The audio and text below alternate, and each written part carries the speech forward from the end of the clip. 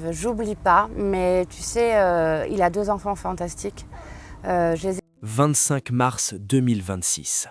Dans un appartement discret à Nice, Loana Petrucciani est retrouvée morte. L'information est confirmée par les autorités. Une enquête est ouverte. Mais très vite, une autre question s'impose. Comment une femme devenue célèbre en une nuit a-t-elle fini seule des années plus tard? Pour beaucoup, Loana n'était qu'une candidate de télé-réalité. Mais en 2001, elle était bien plus que ça. Elle était un phénomène, une obsession médiatique, et surtout un tournant dans l'histoire de la télévision française. Tout a commencé dans une maison filmée 24 heures sur 24. Un moment précis, une nuit, une piscine. Des images qui allaient choquer tout un pays et ne jamais disparaître. Mais ce que personne ne savait encore, c'est que ce moment ne marquait pas seulement le début de sa célébrité, c'était peut-être le début de sa chute. En 2001, la France découvre quelque chose de totalement nouveau. Un programme où des inconnus vivent enfermés, filmés en permanence, observés par des millions de téléspectateurs. Loft Story n'est pas seulement une émission, c'est une expérience sociale à ciel ouvert. Et au centre de cette expérience, il y a elle, Loana.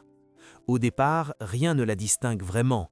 Elle n'est ni actrice, ni chanteuse, ni célébrité.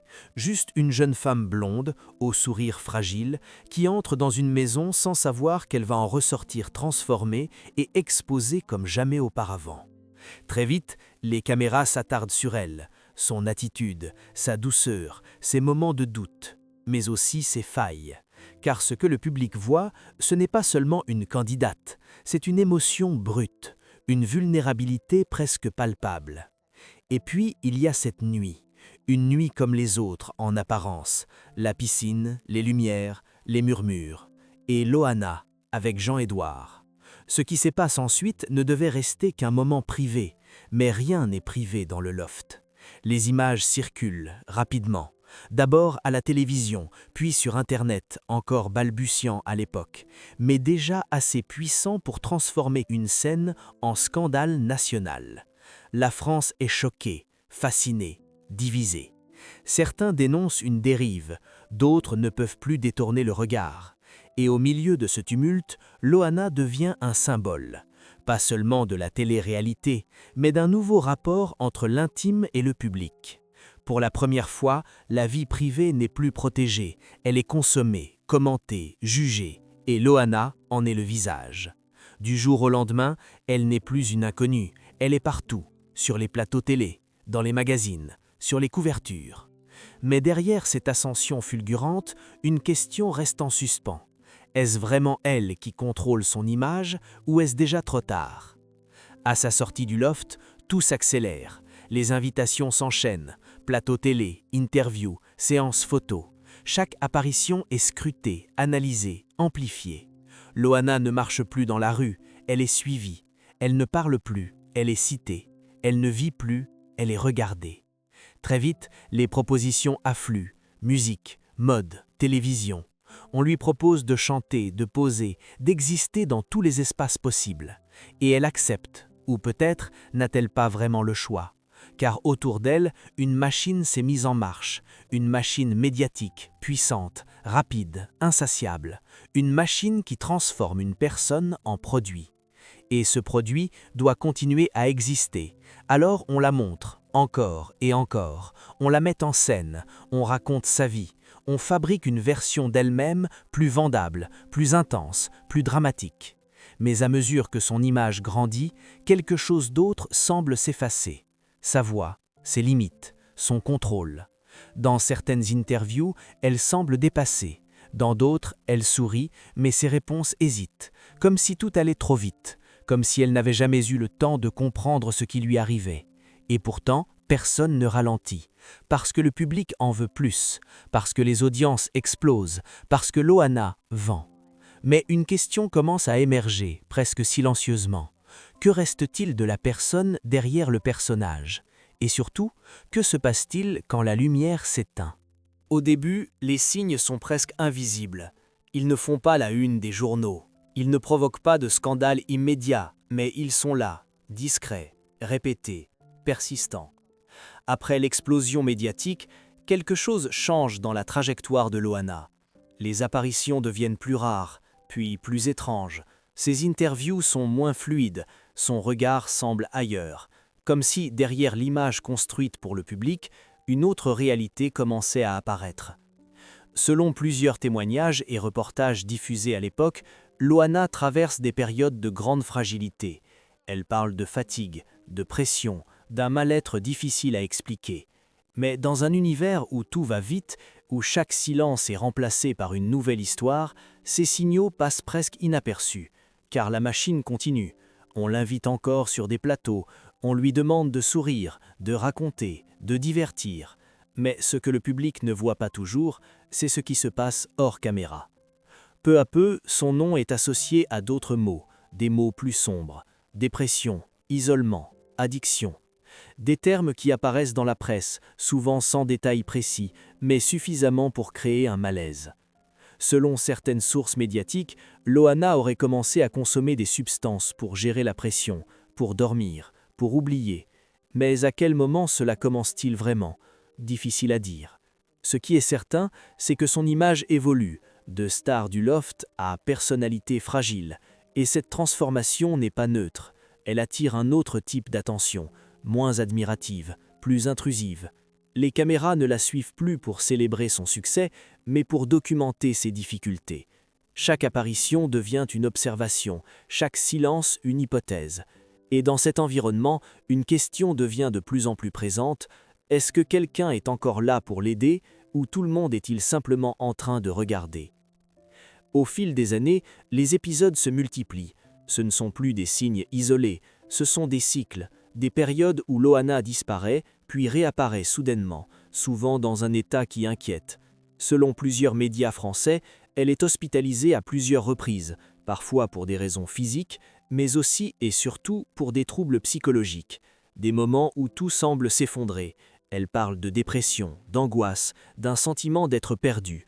Mais ces déclarations sont souvent fragmentées, sorties de leur contexte, transformées en titres accrocheurs. Et encore une fois, la frontière entre information et spectacle devient floue.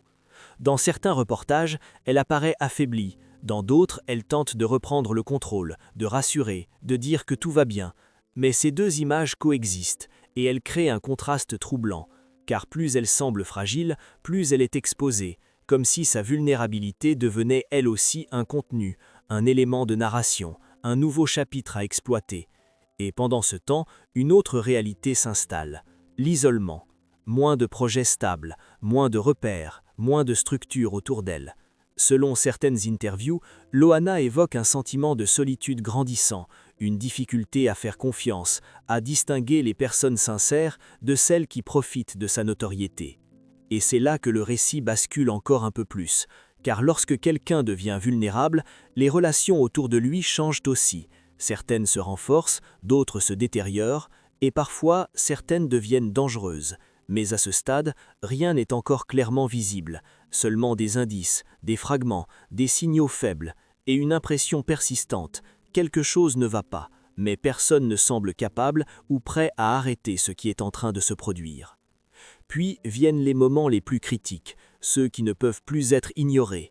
Selon plusieurs sources médiatiques, Loana aurait traversé des épisodes particulièrement graves, incluant des tentatives de mettre fin à ses J, notamment au début des années 2010, des événements qui marquent un tournant. Cette fois, il ne s'agit plus de rumeurs, mais de faits évoqués publiquement, parfois confirmés par ses proches ou relayés par la presse. Et pourtant, même ces moments-là ne mettent pas fin à l'exposition. Au contraire, ils deviennent eux aussi des sujets, des titres, des débats, des séquences télévisées, comme si même la détresse la plus profonde ne suffisait pas à faire reculer les projecteurs. Après ces épisodes, Loana tente à plusieurs reprises de revenir, de reprendre le contrôle de son image, de participer à de nouveaux programmes, de reconstruire quelque chose. Mais chaque retour est fragile, et chaque réchute semble plus brutale que la précédente. Le cycle continue, remontée, espoir, chute, et à chaque fois la question revient, qu'est-ce qui manque pour que cela s'arrête ? Un soutien réel, un cadre, une protection, ou simplement quelqu'un pour dire stop ?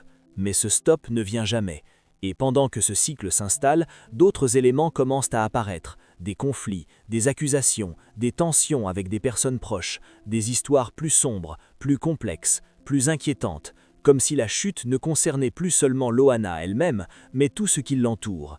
Et c'est là que le récit bascule encore un peu plus, car ce qui va suivre ne parle plus seulement de fragilité, mais de danger, et peut-être même de manipulation. À mesure que Loana s'enfonce dans cette spirale, son environnement devient de plus en plus instable. Car lorsqu'une personne est fragilisée, elle ne change pas seulement elle-même, tout ce qui l'entoure se transforme. Les relations évoluent, certaines disparaissent, d'autres prennent une place inattendue. Et dans le cas de Loana, plusieurs de ces relations vont devenir centrales.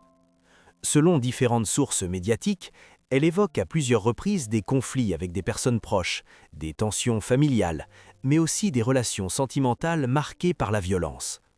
Parmi ces épisodes, une affaire attire particulièrement l'attention. En 2020, Loana affirme avoir été victime de violences de la part de son compagnon. Selon ses déclarations, elle aurait été frappée, blessée et laissée dans un état grave. Les images diffusées dans la presse choquent, son visage marqué, son état affaibli. Mais très vite, le récit devient confus. Les versions divergent, les témoignages s'opposent, les procédures judiciaires s'enchaînent. Et au milieu de cette complexité, Loana reste la figure centrale, mais aussi la plus vulnérable.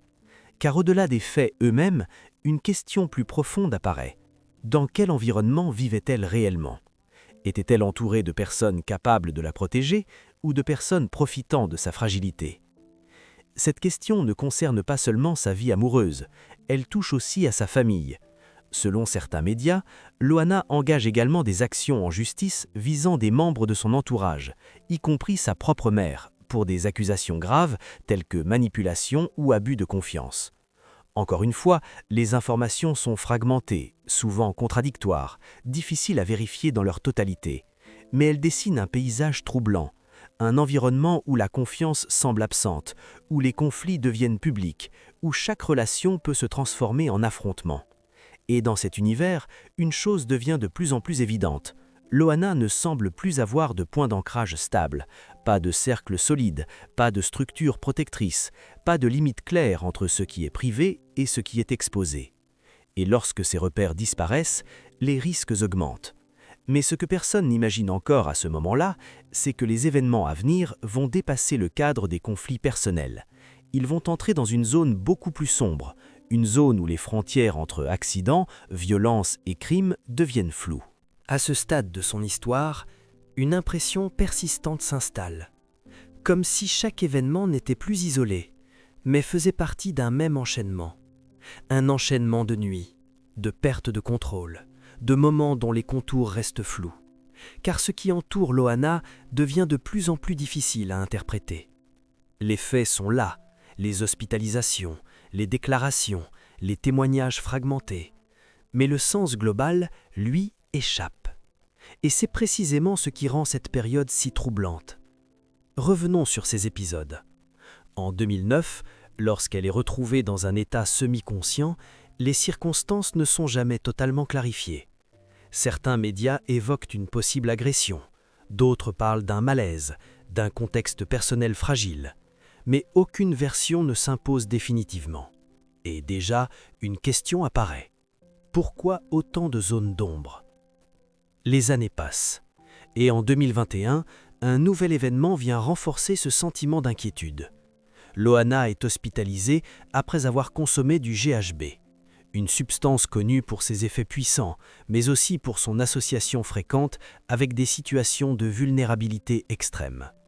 Selon les informations relayées par la presse, elle est retrouvée dans un état critique. Encore une fois, les circonstances exactes restent floues. Consommation volontaire, erreur ou intervention extérieure. Aucune réponse claire n'est apportée publiquement, et c'est cette répétition qui dérange. Car il ne s'agit plus d'un seul épisode, mais de plusieurs événements où Loana se retrouve en danger, sans explication définitive. Comme si à chaque fois, quelque chose échappait à la compréhension. Et au fil du temps, un motif se dessine. Des moments où elle perd le contrôle, des moments où elle disparaît temporairement, des moments où elle réapparaît, affaiblie, confuse, marquée. Et entre ces moments, le silence. Un silence rempli de questions. Que se passe-t-il réellement dans ces périodes invisibles? Qui est présent autour d'elle? Dans quelles conditions ces événements surviennent-ils? Car ce que le public voit, ce sont uniquement les conséquences, jamais le contexte complet. Et c'est là que le doute s'installe durablement. Un doute qui ne concerne plus seulement Loana, mais tout ce qui gravite autour d'elle. Car si l'on met bout à bout ces épisodes, ils ne racontent pas seulement une fragilité, ils racontent quelque chose de plus inquiétant. Quelque chose qui ressemble à une succession de situations à risque où les limites entre accident, négligence et violence deviennent de plus en plus floues. Et pourtant, malgré cette accumulation, rien ne semble changer. Aucune rupture nette, aucune protection visible, aucune réponse définitive. Seulement une continuité, une descente lente, mais constante. Et au cœur de cette descente, une question qui devient impossible à ignorer. Est-ce que tout cela aurait pu être évité? Puis vient l'un des moments les plus troublants de toute son histoire.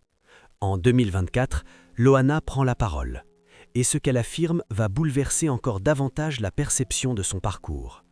Selon ses propres déclarations, elle aurait été victime d'un viol qui aurait duré plusieurs heures. Elle évoque une perte de mémoire partielle, des difficultés à parler, des conséquences physiques et psychologiques importantes. Ces mots sont forts, graves, difficiles à entendre. Et immédiatement, ils suscitent des réactions. Inquiétude, doute, soutien, scepticisme. Car comme souvent dans son histoire, les faits reposent principalement sur ses déclarations publiques.